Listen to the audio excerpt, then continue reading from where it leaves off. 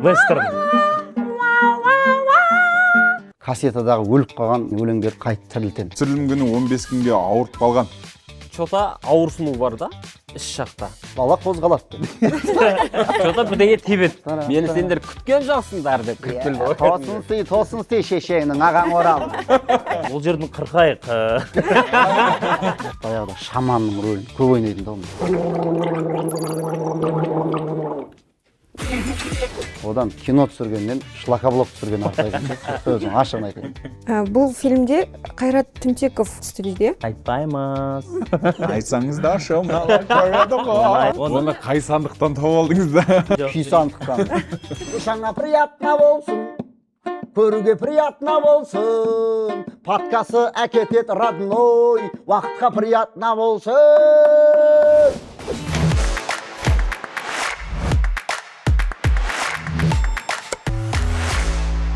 Армысыздар достар, сіздермен бірге киностар. Бүгін әзілдің көкесін, әзілдің әкесін танып жүрген керемет жігіттермен сұхбат болмақ. Және жеңшесін танып жүрген. Открываем дверь без ключа. Чук-чак-чак, чук-чук-чай.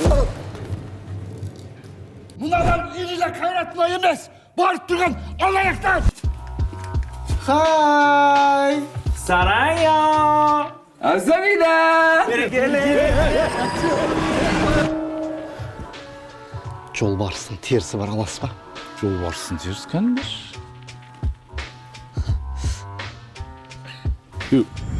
Плет қой? Плет амайсыз ба, братын? На точно созылып кетпей ма? Ой, жоқ қарлас. Өзіміз сүйіп жақын қарсыз. Кетіңдерші. Братан, бұл емделген сияқты, осымен нормальный сияқты. Жа. Мына же трагедия отыр міне.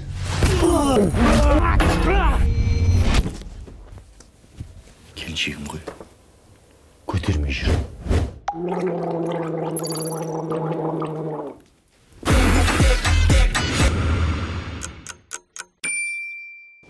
Бұйырса 27 наурыздан бастап шығатын Тәуіппен Шәріп фильмінің актерлары.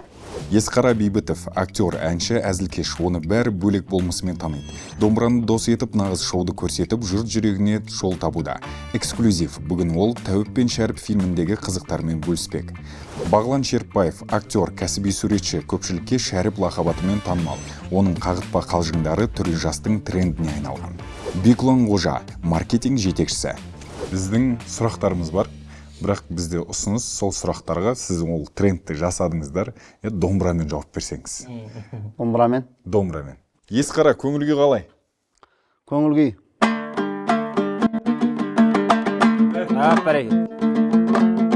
Бәрекелді. Фильмге біраз ақша кетті-ау, я? Ойбай, 100 миллион ба? Жоқ, көп сияқты. 100 еруге кетті-ау деме. 300 кетті. Есқараның достары кешке отырысқа шақырса, барар ма еді Есқара? Чап, мен де барайш. Есқараны жек көретін адамдарға не дейсіз? Жек көретін адамдарға? Хейтерлерге ма?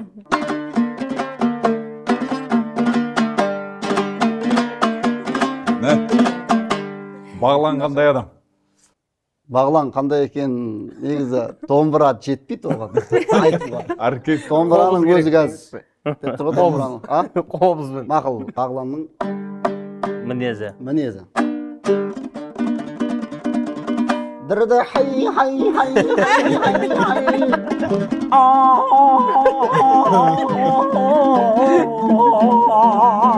Фильм қандай? Фильм?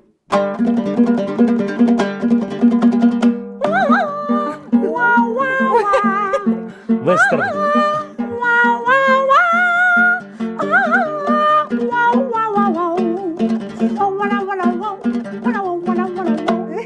Бір-екі жерін.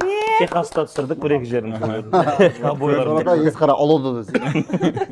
Есқара мырзаны мамау қатемді кешірген деген видеосымен білетінмін да.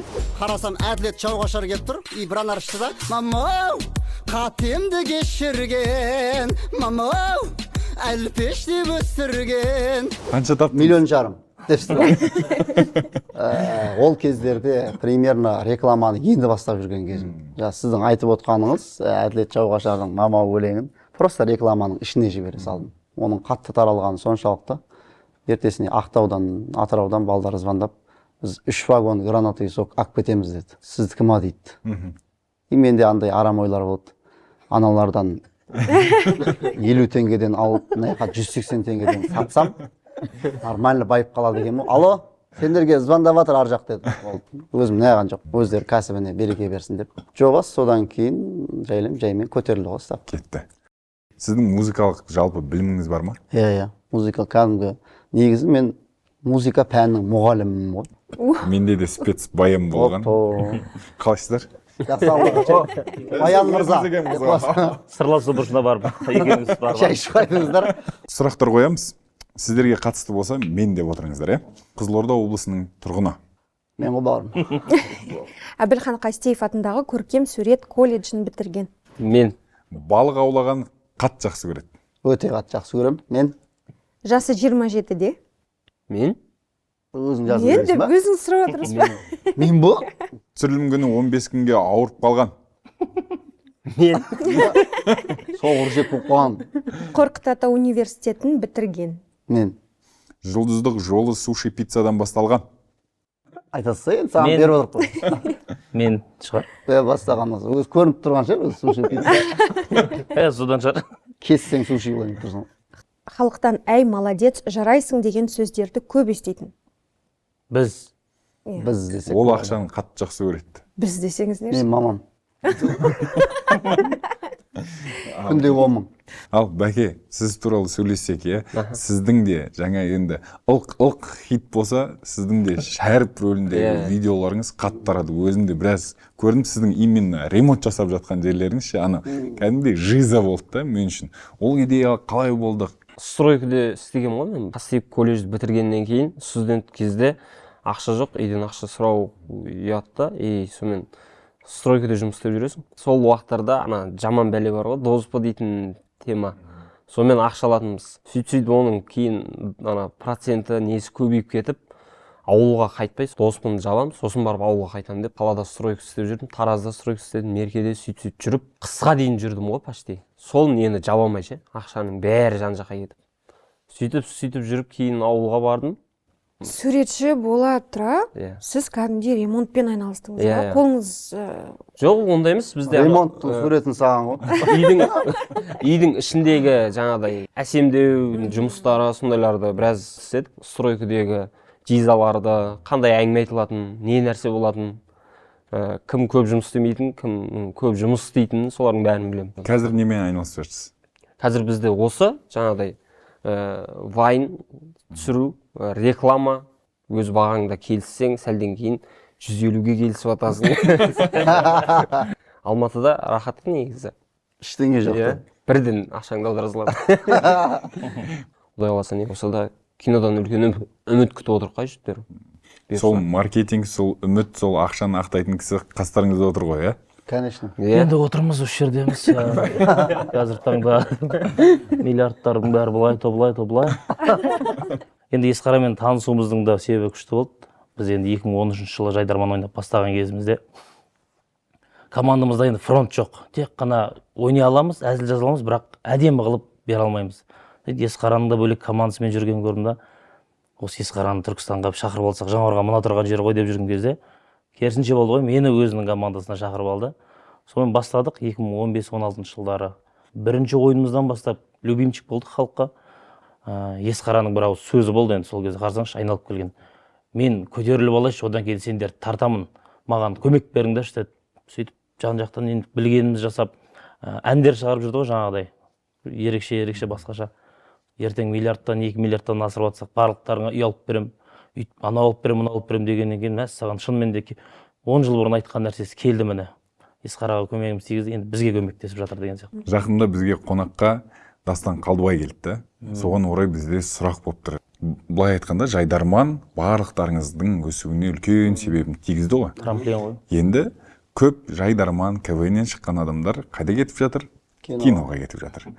Бұл не деген сөз? Сіздер енді жайдарман, КВН деген нәрсені қойдыңыздар, тек киноға кеттіңіздер деген сөз бе, әлде қалай?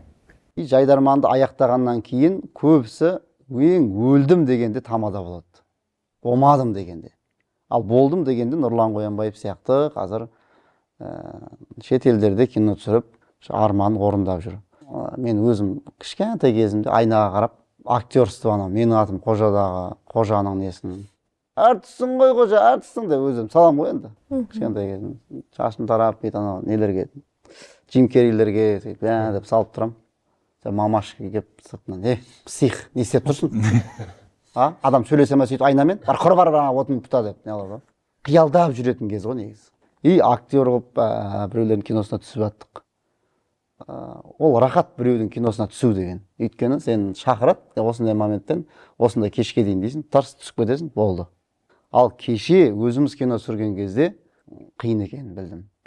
Одан кино түсіргеннен шлакоблок түсірген артық екен. Өзім ашығын айтайын. Қазір бір әзіл ойлап табамыз жайдарманға арнап. Енді тоқтаттық қой жайдарман ойнауды. Бірақ бір әзіл жазған кезде біреу келіп сұрайды, інілеріміз, ана әзілді бергім келмей тұрады ғой. Неге? Өйткені ананы өзің ойнасаң, бір рахат ана сезім. Ойбай сатып аламыз, жазып беріңізші 5-6 әзіл бергім келмейді, өзің бір жерде ойнаған келіп тұрады. Гастрономический оргазм дейтін болады. Бұл сахнадағы оргазм анау. Біз кейде соңғы әзілдіге бір күшті блок әзілді қойып қоямыз жайдарманда. Сол әзілді ойнап болған кезде халық қатты күліп, шапалағын овация ұстап тұрған кезде менің көп видеомда бар. Шүкір айтып тұрам, ана қарап, 1 минуттай шапалақ ұрып тұрады ғой, тоқтамай дұрш деп. Сол үшін біз енді осы жайдарманнан кейін осы нәрселерімізді, бойымызда бар нәрсені ішімізде сақтап, болды енді бір жұмыс жасап жүре береміз. Осында киноларға салғымыз келеді. Анандай нәрсені көп айтады маған. Сен өлеңді өзің шығарасың ба? Сөзін өзің шығарасың ба? Менде көбіне кавер ұрам. Баяғы ана DVD-дегі кассетадағы өліп қалған шаң басып кеткен өлеңдерді қайта тірілтемін. Баяғыда шаманның рөлін көп ойнайтын да мен. Мектептің кезінде, университетте Мұхтар Шахановтың Бақсы поэмасын сондан деп отырып. Сөйтіп кейіннен сол өзімнің тағдырыма айналып кеткен сияқты ғой. Ары қарай осы жолды қойым деп отырсың ғой енді. Алла сақтасын. Шайдан алып отырыңыздар.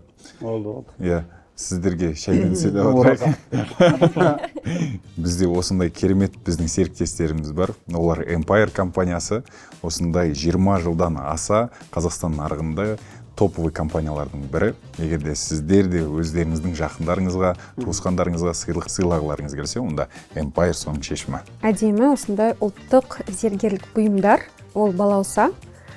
Сондықтан балауса жағылар ма? Иә. Беріңізші 3 күнге. Аналарыңызға, жақындарыңызға сыйлайым десеңіздер, өте әдемі бұйымдар. Блиц сұрақ-жауап ретінде сіздерге сұрақ қоямын, сіздер жауап беріп отырсаңыздар, иә? Ең қымбат актер?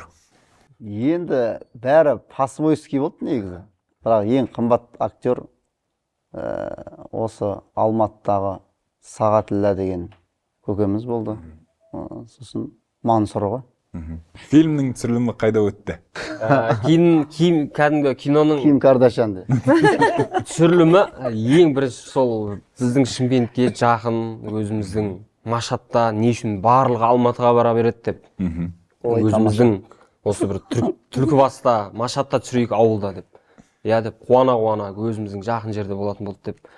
Өте жақсы басталды, кино. Тамаша басталды. Тамаша басталды. Жалпы кино барысында мен жалпы өзіміздің толықтай ағаларды жалпы бүкілін жақсы қададым.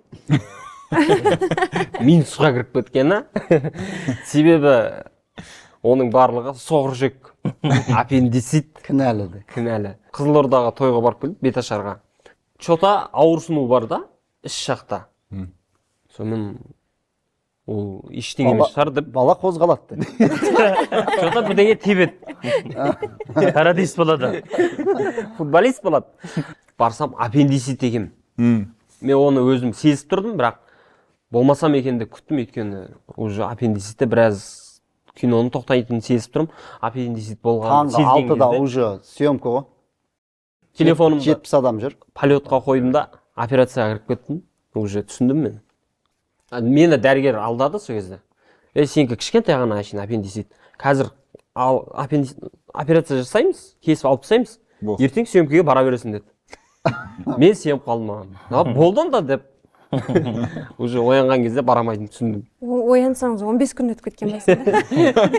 70 адамды полный билеті бар. Ана коттеджді арендаға алып қойғанбыз. Ой. Біраз шығын болды кәдімгі. Кәдім сен соқыр шегің. Деген жері. Мені сендер күткен жоқсыңдар деп кіріп келді ғой. Тосын сый шешеңнің ағаң орал. Ашқарик дей салды. Фильмнің ұзақтығы қанша? Фильм негізі 1.35 тұғын, 1.20-ға қысқарттық. Режиссері кім? Режиссер Әнуар Матчант деген. Фильмді өндіруші компания? Демеуші Желмая КЗ, яғни біздің қызылордалық мотоцикл сататын ағайындар. Фильмнің бюджеті? Бюджеті 170 миллион. Бәрекелді. Қанша табыс алып келеді деп болжап жатсыздар? Рекорд жаңартсақ деп отырмыз. 1 миллиард 800 миллион деген цель қойып қойдық өзімізге. Егер жетпей жатса, өзіміз ақша құйып, үстіне кредит алып, бірдеңе қылып соған жеткіземіз. Құрметті достар, сіздерді 27 наурыздан бастап барлық Қазақстанның кинотеатрларында күтеміз. Неге Тәуіп пен Шәріп? Өйткені баста біраз ойландық. Человек Тәуіп деп қоямыз ба дедік. И бәрі оған мәссаған мошни әт қой мынау деп. Бірақ кейін Человек Пауыққа пародия сияқты болып кетпей ма, зачем шетелдің киносын не қылып деп. Тәуіп пен Әуіп деген. Шәріптің орнына Әуіп деген. Тәуіп пен Әуіп деген сөз енді ноқалай есуас деген сөз. Оңтүстік жақта көп алады. Есалаң деген сөз ғой негізі. Сөйтіп тағын жоқ деп жалпы Шәріптің қазіргі аудиториясы өте жақсы. Жастар жағы қатты қолдайды. Жастар, не только жастар, кейбір тойларға барып қаламыз ғой. Сол кезде бір 50, 60, 70 адамдарының өзі. Сен Шәріп емессің ба, я? Деген кезде. Таксист болғандар ғой бәрі сол. Сен өлтірерсің ей. Не алады? Давай Тәуіп әнді Шәріп деп қойық деп. Шәріптің хотя бы бір ауыз есімі халықты шақыратын шығар деген ниетпен. Шәріп деп қайдан шықты? Шерікбаевтан шықты ма? Иә. Дәл таптыңыз. Шерікбаевтан шықты. Жаңағыдай документке, қай жерге барсаң, фамилияң кім дейді, Шерікбаев дейсің, Шәріпбаев деп жазып қояды. Айтылатын жерде де сол Шерікбаев десең, Шәріпбаев деп Жезуғаның 7-ші сериясында ағаларымыз давай осылай Шәріп деп өзгертіп жібере салады. Байыбын алып тастадың ба? Иә. Байып болмай қалды. Жалпы Шәріп деген есімді сен өзің білесің ба? Түпнұс қалай пайда болғаны ол есімнің? Жоқ, мен Білмейсің ба? Америкада шыққан шериф деген сөз. Біздің сөз десеңші. Мына кинода Тәуіп пен Шәріптің байланысы қандай болады? Екеуі екі түрлі ой жалпы. Айтпаймыз. Айтсаңыздаршы, мыналар көреді ғой. Айтпаймыз. Осы арадан ақ картинкіден ақ білуге болады деп ойлаймын мен. Не ақша ұстап тұр, не қамшы ұстап тұр.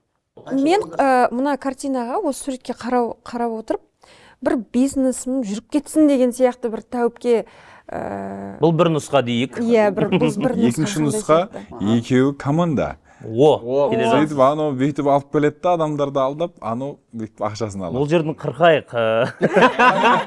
жалпы Тәуіп дейтін нәрсені біраз жерлерде үлкен қатты құрметтеп өзіне жоғарысын айтты. Негізі Тәуіп те адам ғой. Жаңағыдай жаратушы тұрғанда жаратылғаннан не сұрайсың деген нәрсе. Біршама адамдар анау осындай Тәуіп ананы былай емдеп жіберіпті деген нәрсені естісе, сразу соны пір көреді. И біздегі нәрсе кинода сол жалпы бүйтіп келгенде алаяқтықты көрсету негізі. Түп мақсаты қандай, бұл жердегі дүниеде дәл солай. Арам ақшаның ешқандай да бір пайдасы жоқ. Соңында не болатынын 27 наурыз кинода көресіздер. Бірден. Тәуіпке баратын адамдар көп қой. Ол жалпы дінде де адамгершілік жағынан да өте төмен нәрсе.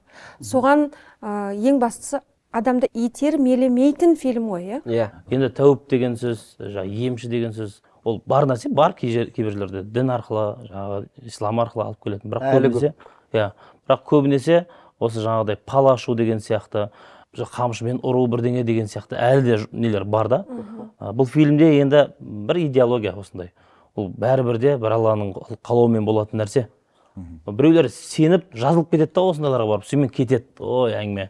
Шынымен қамшымен осы босып, үстіме су шашып жіберуді емделіп кеттім деген сияқты. Киноның бір кадрларында бар ертең. Болмайтын бірдеңемен емдеп жатады, соған сеніп жатады адамдар деген сияқты. Өтірік бір нәрсемен емдеп жатыр. Ең қиын болған сахна. Бұл аппендицит болып келді. Келген кезде адам көтеретін сахнасы бар. Ойба. Ауыр көтеруге болмайды.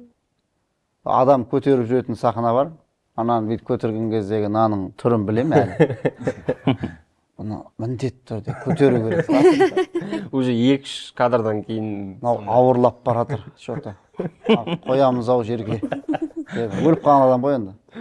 Сонымен төбелестің сахнасы бар. Ойба. Мынаны кәдімгі Mortal Kombat'тағы шауқан құсап, былай алып ұратын жері бар жерге.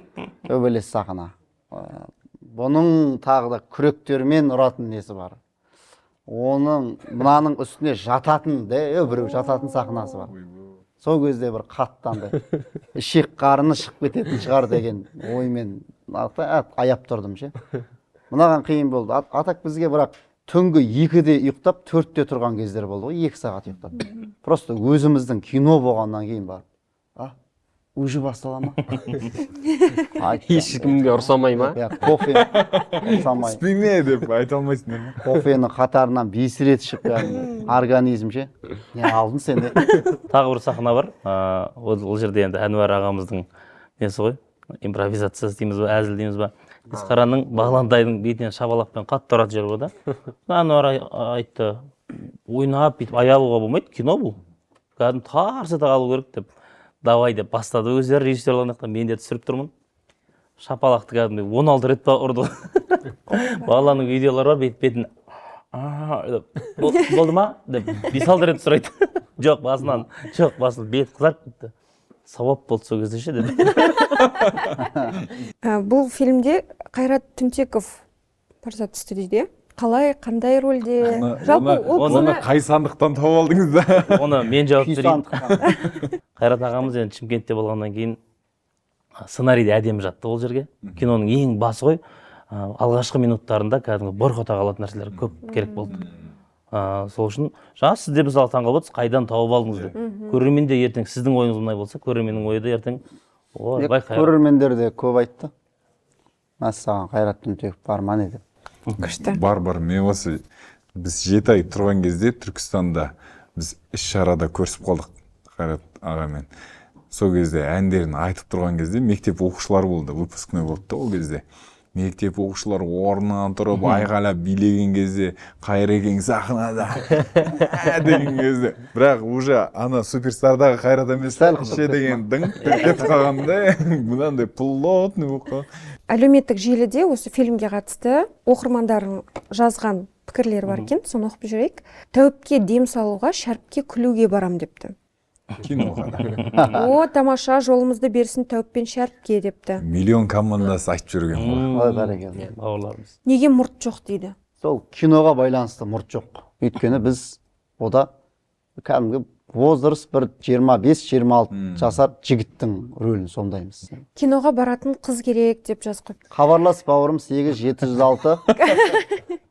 Карлов Нұрдәулет дейді. Нұрдәулет бауырымыз. Карлов па? Оның өзінде қыздар көп еді ғой. Ал біз келесі қазір сіздермен интерактивті жасағымыз келіп отыр. Сіздерге ситуация жасасақ, сіздер сол ситуацияға байланысты диалог құрсаңыздар.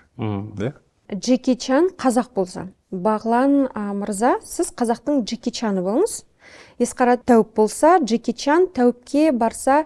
Барып, не деп айтар еді, Тәуіп не деп жауап берер еді оған. Қабылдауда отыр. Аға Джеки Чан келіп тұр. Кіргізе берейін ба?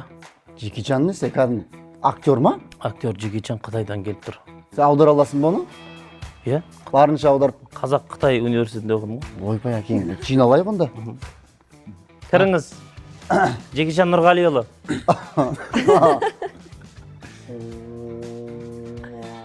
Тау мырза. Ой, әкең, қош келдің бауырым. Джеки Чан деген сен ғой? Иә, не мәселемен келдіңіз Тәуіпке? Джеки Чан болғанда мені барлығы Джеки Чан дейді.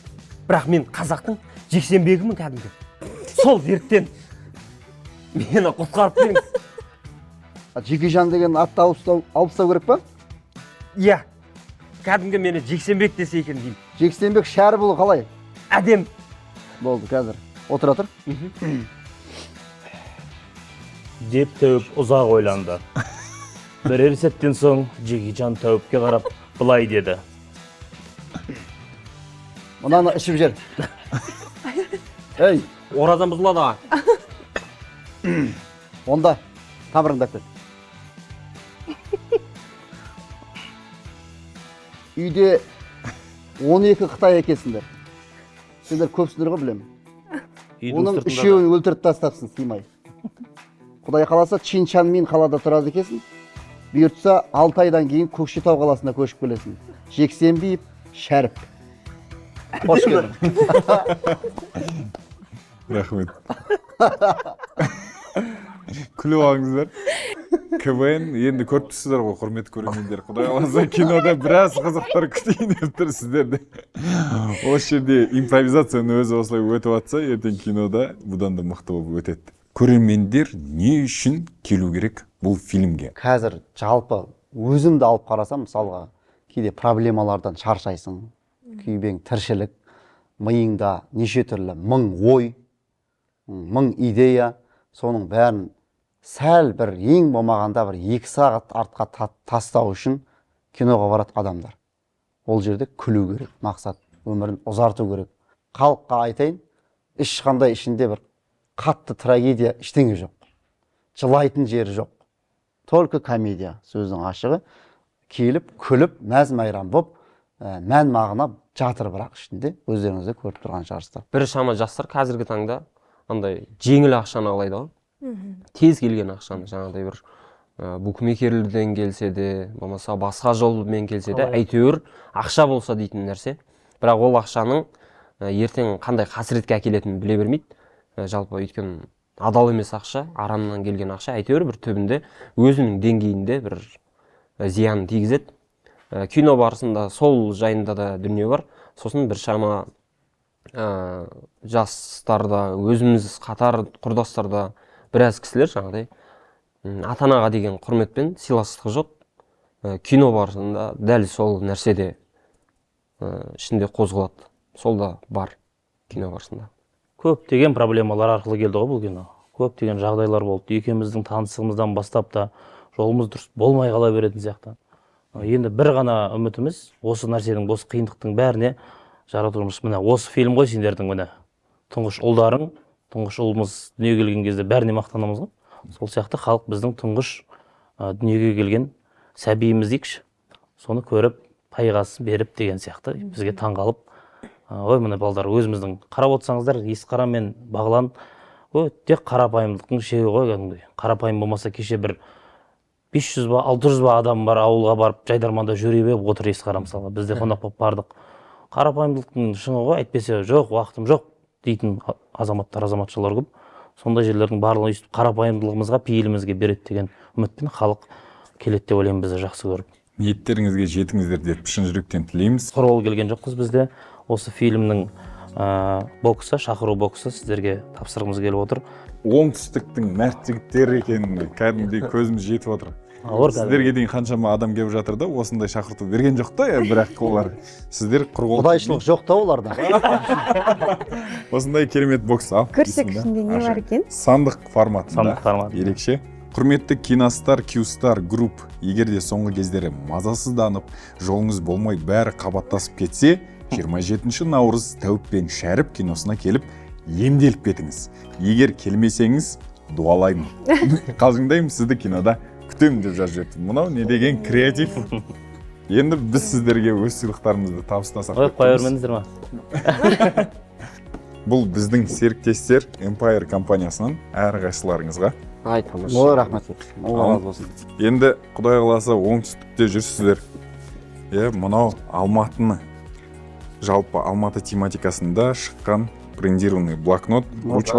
Не үшін бұны сыйлап жатырмыз? Құдай қаласа сіздердің туындыларыңыз көп бола берсін деген ниетпен идеяларыңызда Құрметті көрермендер, Құдай қаласа 27 наурыздан бастап барлық кинотеатрларда Тәуіп пен Шәріп фильмінде сіздерді күтеміз.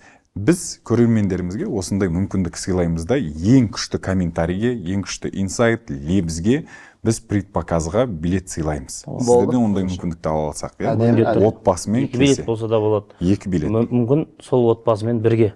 Мысалы, қанша адам бар? Және де тағы да бір керемет сыйлықты Empire'дан, Балауса компаниясынан біз сіздердің үйлеріңізге дейін жеткізіп табыстаймыз, Құдай қаласа. Рахмет. Бәрекелді. Отандық киноны баршамыз қолдайық. Сіздермен болған біз киностар. Кино әлемінде жолыққанша.